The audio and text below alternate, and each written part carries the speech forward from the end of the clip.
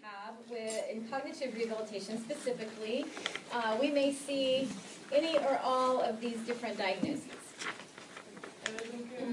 Dans la rééducation neurologique cognitive, on peut avoir ces différents cas de patients. And I know that most of you have studied diagnoses and you understand the characteristics, so we're going to skip a lot of, or very briefly go through some of the slides. Comme on a tous un peu étudié ça, on va juste regarder vite fait.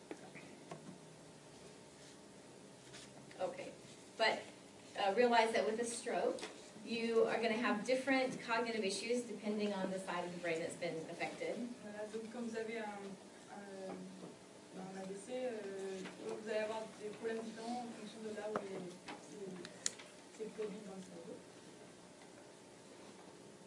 Traumatic brain injury may look a lot like stroke, but often will have more diffuse damage, more all over the brain, and so you might have more issues or more diverse issues than you would with a stroke.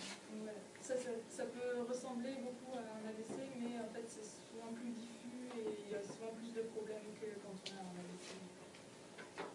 Skip some of that. This is a typical recovery pattern with TBI. Oftentimes the patient's going to be in a coma at first, and then the process of coming out of a coma is a process. It's not, for most patients, it's not all or nothing. You've probably seen some of that already in internship, where there's a process of arousal and relearning that a person goes through that follows this. Quand quelqu'un a un accident cérébral, souvent d'abord il est dans un coma et puis ensuite il se réveille, mais c'est pas tout d'un coup, il se réveille petit à petit et puis après il va apprendre des choses, donc ça c'est différentes étapes. And we hope that they will eventually get to stage 6. Et on espère qu'ils arrivent à la partie 6. Okay, there's some more specific issues. Parkinson's disease may involve cognitive impairment. It might not. La maladie de Parkinson, des fois on a des problèmes cognitifs et des fois non. So some people die with Parkinson's disease before the cognitive processes are affected. Donc il y a certaines personnes qui meurent avant de la maladie de Parkinson avant qu'il y ait des problèmes cognitifs qui apparaissent.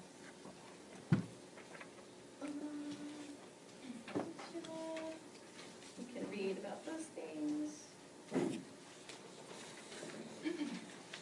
Okay, this is kind of a list, a recap of some of the behaviors that we might be addressing when we do cognitive rehab. Donc ça c'est une liste de choses qu'on peut peut-être travailler quand on fait de la rééducation cognitive. Let's see.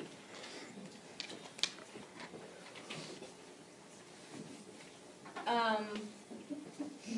don't know what we need to translate on here either. Il y a des choses que vous ne comprenez pas là.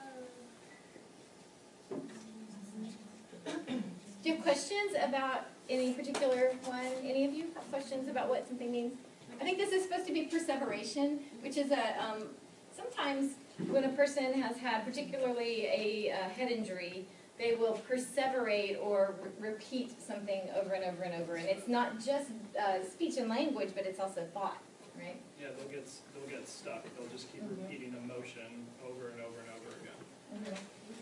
Des fois, quand il y a un problème au cerveau, les patients vont être coincés dans quelque chose qu'ils vont refaire ou redire tout le temps la même chose. The same patient, actually, that had the hairbrush problem, he would perseverate really very badly, and he would kind of agitate himself into this really frustrated state. And so he would say, he would just be talking to him, and he would say, no, no, no, no, no, no, no, no. And I would go to the piano and I would go, and his shoulders would just drop. And he would look at me and get completely silent. And music was so wonderful. I will never forget that patient. He was such a good responder. Le même patient que tout à l'heure, des fois, il avait ce genre de persévération.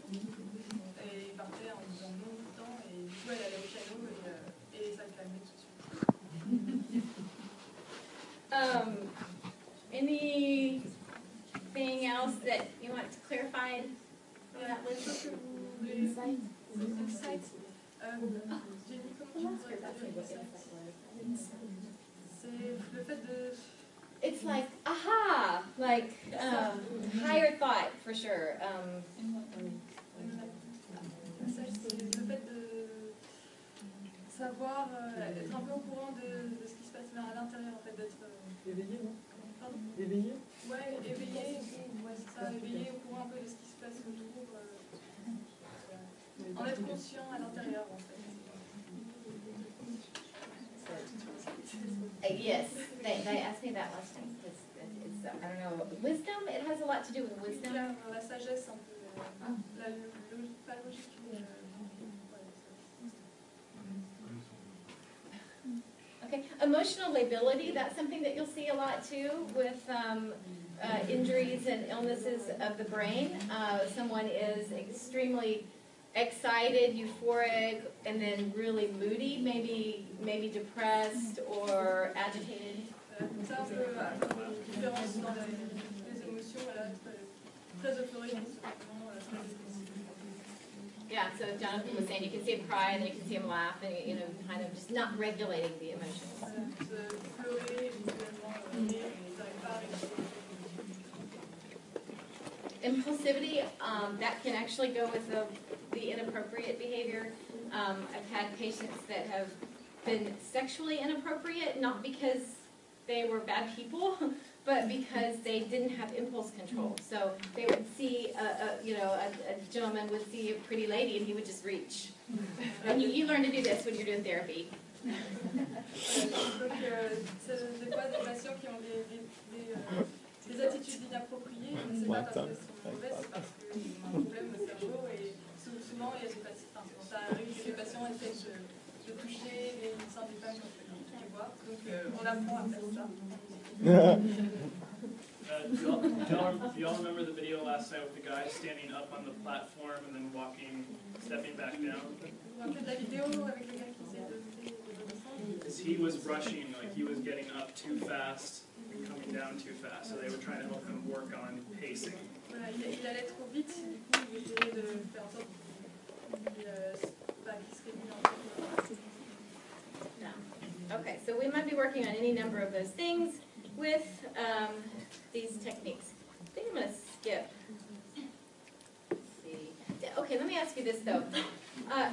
Does anyone need clarification on neuroplasticity? Est-ce qu'il y en a qui ont besoin de clarification au niveau de la neuroplasticité?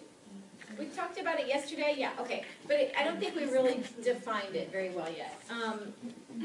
I like to describe it as in a traffic scenario, okay? So in the brain, there are pathways of neurons firing, kind of like highways of neurons firing that will allow any function that we do, okay? So everything happens in pathways. Voilà, donc elle aime bien faire la comparaison avec une sorte d'autoroute et voilà, sur la route avec les neurones sont un peu des chemins qui vont assez vite. So if you imagine yourself in a traffic situation, maybe where you need to cross a bridge and the bridge is not there, it's out. It's like what happens when there's damage to the brain, a particular area of the brain that cannot, the pathway can't go there anymore.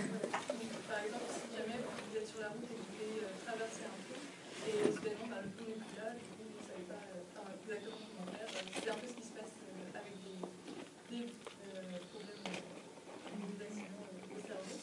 Donc c'est comment arriver dans cette zone-là si on n'a pas de temps.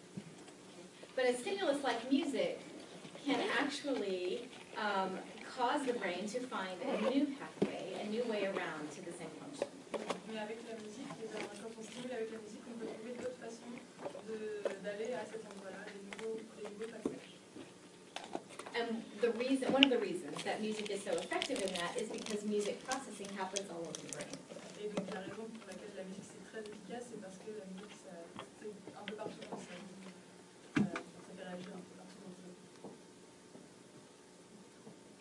Okay, I don't know what that means, but we're... any questions about that? Very important concept in any of these areas that we're talking about today. But those are, yeah, obviously we're going to use research-based techniques. We're going to, this is important, in cognition especially. We're treating things like Alzheimer's disease that are degenerative, right? Parkinson's disease, degenerative. So we're not going to cure it. We're not going to bring someone back to the cognitive functioning that they had when they were 25. But we can help them maximize what they have. Donc c'est vrai qu'avec des patients, par exemple, atteints d'Alzheimer, on ne peut pas leur redonner leur même capacité qu'ils avaient quand ils avaient 25 ans, mais on essaye de maximiser, de faire au mieux avec d'optimiser. Voilà. And help them compensate for what they've lost. Essayer de compenser ce qu'ils ont perdu. And then we're also going to be really aware of the emotional effects of the loss that they've experienced, whether it's through an injury or a stroke or a disease like Alzheimer's. The emotional component comes in oftentimes because people have lost a great deal through that experience. Donc on fait aussi très attention au côté émotionnel, même si on a des AVC ou des maladies dégénératives, parce que les patients perdent beaucoup, donc il faut vraiment faire attention à ça. Okay, what's our time? It's 11:30. Okay, yeah, we're going to skip through that. And we're going to get to some techniques. Okay, you guys ready to do the hands-on part and see some examples?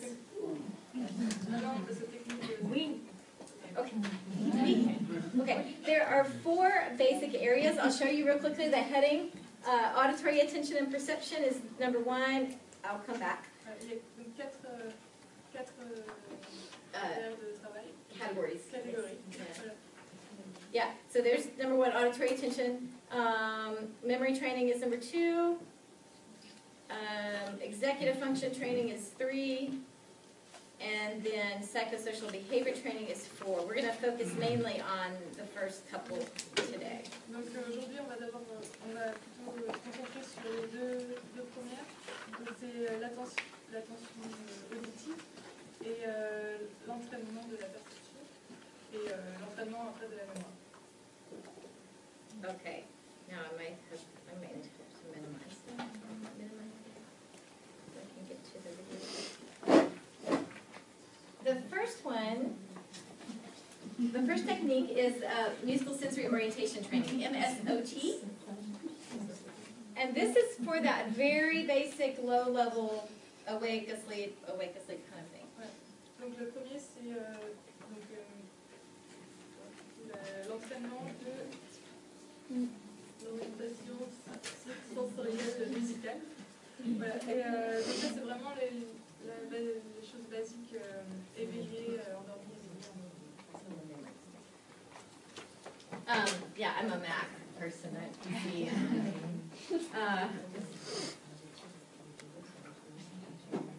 So we have a video that we're looking for of MSOT, and typically, you know, this is not a technique for your higher level functioning people. This is mainly for people who have just come out of a coma, or people who are maybe in the latter stages of life or later stages of Alzheimer's, that kind of thing. Voilà. Donc ça,